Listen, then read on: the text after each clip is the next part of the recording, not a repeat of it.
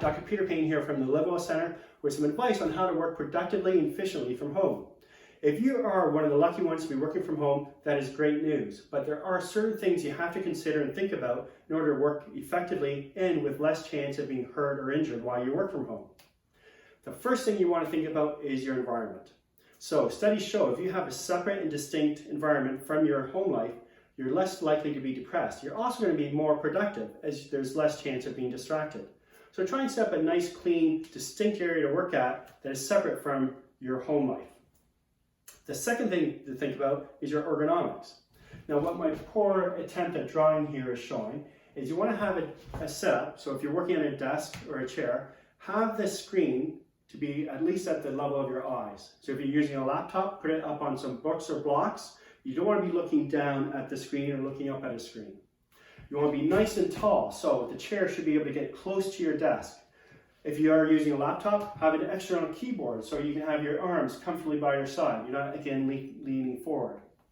The chair should support your back in a nice tall manner. You're not rounding up the back in a really badly supported chair, but again, you're keeping the shoulders up and your back straight. Think about your spine being a nice tall cylinder stacked on each other.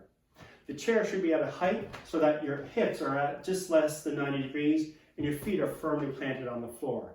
What works even better is a stand-up situation, maybe mixing up a sitting and a standing desk. Or if you don't have a standing desk, putting some blocks up on the desk so you can bring your laptop up to a standing position. But make sure, again, you're nice and tall. You're not leaning forward or looking down for an extended period. The third thing to think about is your posture, which goes in with your ergonomics. The most important thing to think about, again, is being nice and tall. Your ears are over your shoulders are back, your ribs are pointing slightly up, your spine is nice and straight, and your hips are properly aligned underneath your shoulders. The fourth thing to think about, which is the absolute most important thing though, is movement. As humans, we are made and designed to be up on our feet and moving constantly throughout the day. We weren't designed to be sitting at a desk for 8-9 hours a day. So the more you get up and move and walk, the better.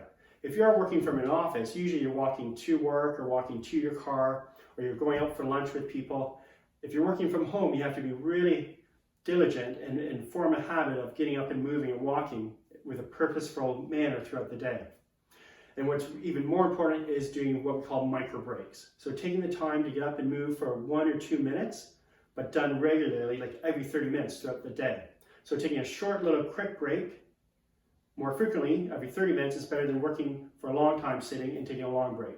And that micro break, all it has to be is just simply standing up, bring the shoulders back. You can reach up high to kind of open up the shoulders, but bring the shoulders back.